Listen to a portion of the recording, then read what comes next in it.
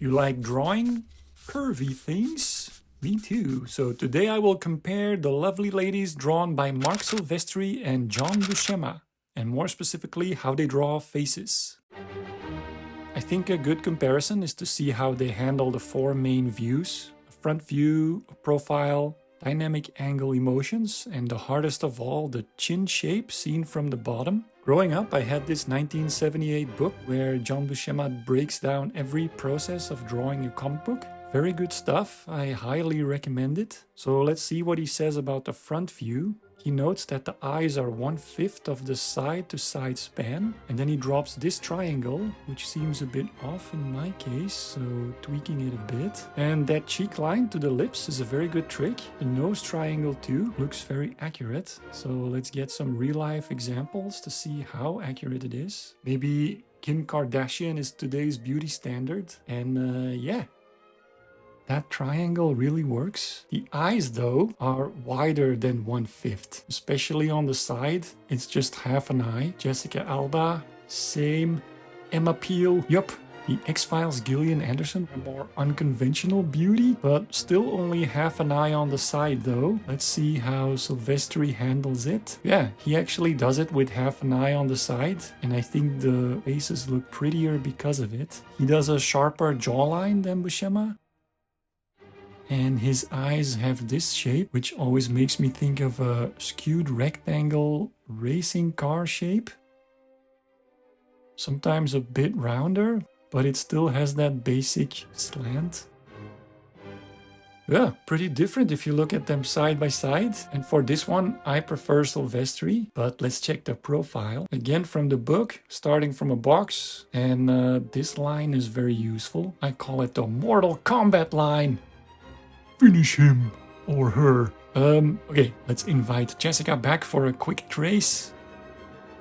Yes, very similar. And the Buscema one has a little bit more of a pronounced nose. I think that's probably the thing they were doing in the 70s. Like they had those pointy bras, so maybe pointy noses were also a thing. The lips look a bit weird, so let's check the angle of that line. Yeah. See, mine is kind of the what not to do example. So edit. Yep, much better. On to Silvestri.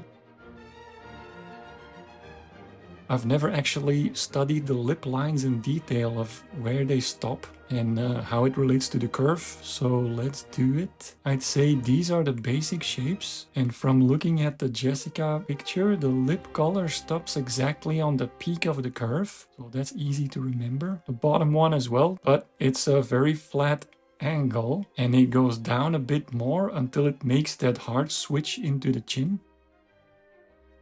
And from the side, Silvestri often just fills the eyeballs with black, so let's do that here. Here's a double line I never noticed before. Pretty similar, these two. Let's call it a draw. Oh, so many emotions to choose from. So let's do a quick comparison side by side. This top view is very similar for both of them. The curve from the eyebrow goes straight into the nose line. Same here for the fight mouth pose, and a trapezoid shape for the top lip going into a horizontal thick bottom lip. And I think the only difference here is again the black eyes by Silvestri. How about a scream? The lips here almost make a perfect tube, kind of like a claymation mouth. But both of the inking makes sure not to make it a too strong line so it doesn't look like a fish mouth. And Buscema seems to often do the fade at the back of the mouth, starting with full black on top and then going to visible stripes just above the tongue. And with Silvestri, the tongue either covers the back teeth, so it's a sharp white shape, or a more dramatic full molar shot for the dentist.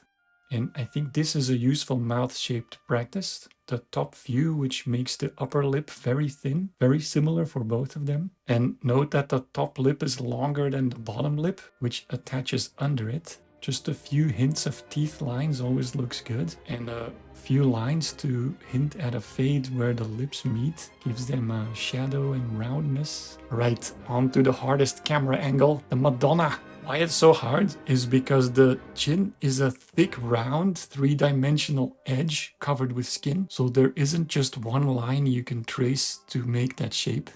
For this one, let's do a comparison with the same underlying structure, because they have very different ways to handle it. Silvestri uses multiple thin lines, which gives you the hint of a gradient in the light on a smooth round edge. They would be around here on the photos. And Buscema does a very graphic version, just dropping a flat black shadow. And I guess you could find those on the pictures as well.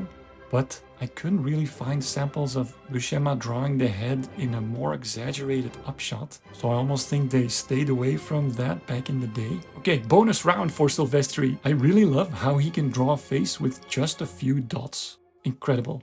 And they still look super realistic. The idea is just to drop the shadow. So that's why the nose is always there and the lips. And then the color helps to define the shape. It's very hard to do, to just drop minimal lines, but have them all be the right ones. Because if you look at mine, I just copied his lines, but they still pale in comparison with him. His just looks spot on. So yeah, let's end with an appreciation of how good this guy is. And of course, let's not forget this is Dan Green's mastery over Silvestri's pencils. But look at it, the layout, the pacing, the emotion on all three of their faces, super clear. Anyway, this stuff just energizes me so much to draw. I hope it does the same for you. Look, even the use of blacks is in balance because of the shadow here. Master class. Drop a like if you enjoyed this video and catch you next time.